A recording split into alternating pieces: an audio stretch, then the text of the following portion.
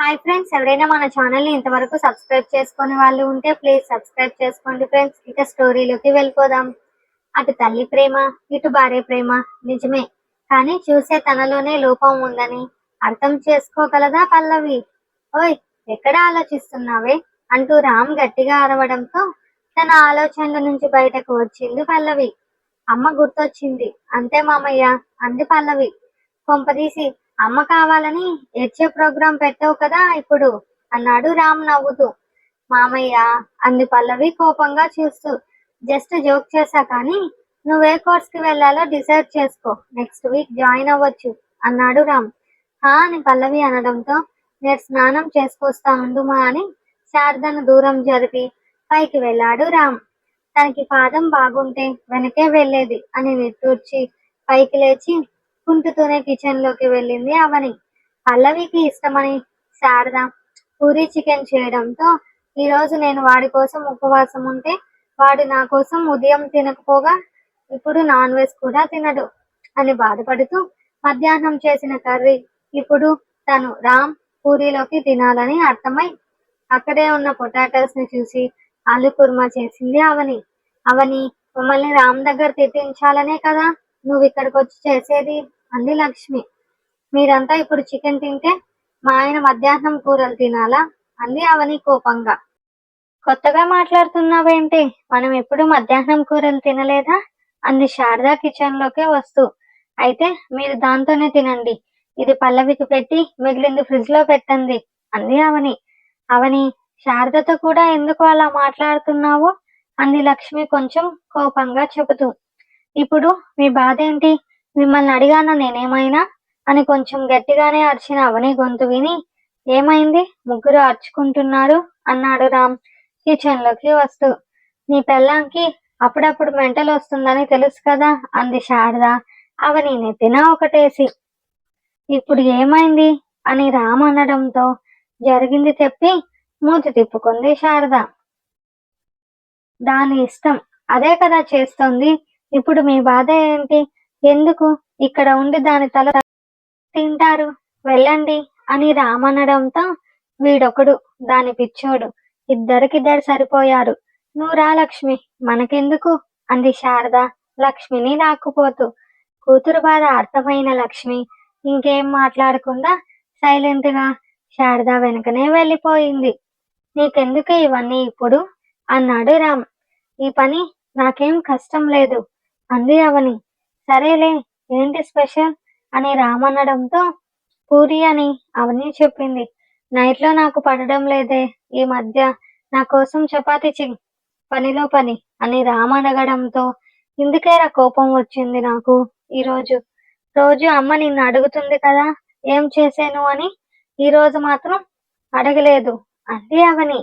ఓయ్, అత్త అడిగిందే, మళ్ళీ వాళ్ళకి ఇంకో పని ఎందుకని నేనే అందరికీ ఒకటే చేయమని చెప్పాను, అన్నాడు రామ్.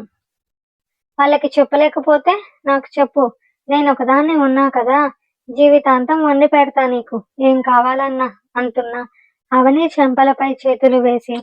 ఇప్పుడెందుకు ఏడుస్తున్నావే, అన్నాడు అవని కళ్ళు తుడుస్తూ రామ్. ఇంత కష్టపడేది ఎందుకు రామ్, ముందు 4 మెతుకులు కడుపులోకి పోవడానికే కదా, అది కూడా ఇష్టం లేకుండా ఏదో ఒకటి ఎందుకు అంత కష్టంగా తిని సర్దుకుపోవాలి, అంత కష్టపడి కడుపు నిండకపోతే ఆకలికి కళ్ళు కూడా మూతపడవు, అని అంది అవని. సరేలే, ఇక వదిలే, ఇప్పుడు అడిగా కదా చెయ్యి అంటూ కిచెన్ స్టాండ్ సపోర్ట్ తో నిలబడి ఉన్న అవనికి సపోర్ట్ గా నిలబడ్డాడు రామ్. నాకు ఆ పాదం జస్ట్ బెనికింది అంతే రామ్, నువ్విలా ఓవర్ కేరింగ్ ఇవ్వకు, అంటున్న అవని నడుము రామ్ చేతుల్లో నలిగిపోయింది. నాది ఓవర్ కేరింగ్ నా అని కోపంగా అడిగాడు రామ్. అని బయట టాక్, అంది అవని నవ్వుతూ. సో వాట్, పని పాట లేక అనుకునే వాళ్ళు ఎన్నైనా అనుకుంటారు, పెళ్ళాన్ని కేర్ చేయడంలో తక్కువ ఎక్కువలు ఉండవు, నా పెళ్ళాం నా ఇష్టం, అంటున్న రామ్ మాటలకి నవ్వుతూ. నేను పిండి పిసికినట్లు నువ్వు నా నడుముని పిసికేస్తున్నావురా, నేను ఎలా వంట చేయాలి, అంది అవని బిక్క మొహం వేసి. అలాగే చెయ్యి, లేకపోతే నాది ఓవర్ కేరింగ్ అంటావా, బయటంతా చూడవే, భర్తలు సరిగ్గా మాట్లాడడానికి టైం ఇవ్వలేదని ఎంతమంది భార్యలు ఏడుస్తున్నారు, అని రామనడంతో నాకు ఆ ఏడుపు అవసరం లేదులే. నా రాముడు నన్ను వదిలిపోడు, నాతో మాట్లాడకుండా అస్సలు ఉండలేడు అని తల పక్కకు తిప్పి రామ్ చెంపపై ముద్దు పెట్టింది అవని. అప్పటి వరకు ఉన్న కోపం, మనసులో మొదలైన బాధ అవని మాటలు విన్నాక దూరం అవుతుంటే అవని నడుము మీద బిగుసుకున్న తన చేతిని వదులు చేశాడు రామ్. ముక్కు మీదే ఉంటుంది కోపం అని అతని ముక్కు కొరికేసిన అవని చెంపపై నొప్పికి చిన్నగా ఓ దెబ్బ వేశాడు రామ్. ఎందుకురా దాన్ని కొడుతున్నావంటూ అప్పుడే వచ్చిన శారదని చూసి అవని చుట్టూ ఉన్న చేతిని తీసిన రామ్ని చూసి ఇప్పుడు ఊపిరాడిందనుకునింది అవని చిన్నగా. రూమ్ లో మనిద్దరమే అన్న డైలాగ్ అవనికి వదిలి శారద అడుగుతున్న ప్రశ్నలకు సమాధానాలు ఇస్తూ అవని చపాతీ రుద్దుతుంటే మొదటి చపాతీ మార్చేసి శారద దగ్గర రెండేయించుకొని శారద చేతిలో గరిటె పెట్టాడు రామ్. రేపు నాతో పాటు నువ్వు కూడా రావే హాస్పిటల్ కి, కాలు కాని బాగుంటే ఆ కట్టు తీయించుకునేందుకు అంది శారద అవనిని చూసి. ఎందుకు? మళ్ళీ 3000కో 5000కో బొక్కబడడానికే? అవసరం లేదు. రేపు 3వ రోజు మొత్తం ఉంచుకొని ఎల్లుండి నీ కొడుకు తీసేస్తాడులే అత్తయ్య కట్టు అంది అవని.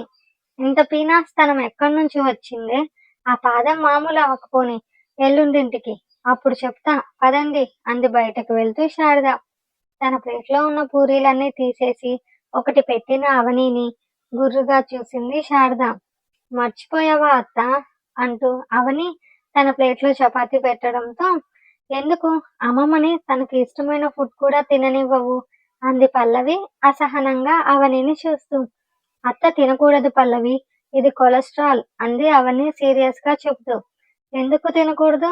అందరూ తింటున్నారు కదా, మీరు తినరని ఇలా చేస్తారా అంటున్న పల్లవి మాటలకు, పల్లవి నోరు మూసుకొని తిను, అమ్మ ఏం తినాలో ఏం తినకూడదో ఇన్ని రోజులు చూసుకుంది అవినే, ఇప్పుడు వచ్చి మార్చకు అని రామ్ అనడంతో, రామ్ నువ్వు ఆగురా అని, నాకు ఆపరేషన్ జరిగిన సంగతి నీకు గుర్తులేదేమో పల్లవి, కానీ రోజు నేను మెడిసిన్స్ వేసుకున్నానో లేదో అని పూట పూటకి అడుగుతున్నా అవని మర్చిపోదుగా. నా కొడుకైనా అప్పుడప్పుడు నేనేం తింటున్నానో మర్చిపోతుంటాడు, కానీ అవని అలా కాదు. కానీ నాకే తినాలని ఆశ, అందుకే నా ఆశ కాదనకుండా కొంచెం పెట్టి మిగిలింది మాత్రం నా ఆరోగ్యానికి సరిపడే ఆహారమే పెడుతుంది. తను నా నోటి దగ్గర భోజనం ఏం తీసుకోలేదు, కానీ నువ్వు తనపై అరవకు అని శారద పల్లవికి నచ్చజెప్పడంతో, సారీ అమ్మమ్మ, నాకు తెలియదు కదా అంది పల్లవి. నీకు తెలియదు కాబట్టే ముందుగా నోరు జారద్దంటున్నా అని చెప్పి తిను అంటూ పల్లవికి కొంచెం కూర వేసింది శారద. పల్లవి చిన్న పిల్లలే అని ఆ టాపిక్ అందరూ అక్కడే వదిలేశారు. పల్లవి నాతో పనుకోమ్మా అని శారద అనడంతో, వద్దమ్మమ్మ, నేను హాల్లోనే పనుకుంటాను, నేను త్వరగా నిద్రపోను, ఫోన్ చూస్తుంటే మీరు డిస్టర్బ్ అవుతారని పల్లవి చెప్పడంతో, సరే అమ్మా, తలుపు తెరిచే ఉంటుంది, ఏం కావాలన్నా పిలువు అంది శారద. ఫ్రెష్ అయ్యి వచ్చిన అవని తను ఆలోచించిన ఐడియా రామ్కి చెప్పి అతను ఏమంటాడా అని క్యూరియాసిటీతో చూస్తూ కూర్చుంది. అవి పాప బిజినెస్ మైండెడ్ అయిపోతోందిగా అంటూ సైడ్ నుంచి అవనిని హత్తుకొని భుజంపై తల పెట్టాడు రామ్. నీ ఒపీనియన్ చెప్పు రామ్ అంది అవని. బాగుందే నీ ఐడియా, పండగల్లో గట్టిగా సంపాదించేద్దామని మంచి ప్లాన్ వేసావా అన్నాడు రామ్. పండగల్లో కాదు, పండగకు ముందే వస్తాయి కదా ఆర్డర్స్, అది ఎలా ఇంప్లిమెంట్ చేస్తావో నీ ఇష్టం అంది అవని. అబ్బా అని వాలిపోతూ, వెయిట్ అంటూ పైకి లేచి ల్యాప్టాప్ తీసుకొని మన ఇన్కమ్ అన్నాడు వెబ్సైట్స్ సోషల్ మీడియా యాప్స్ చూపిస్తూ రామ్. నిజంగానా అంది అవని ఆనందంగా.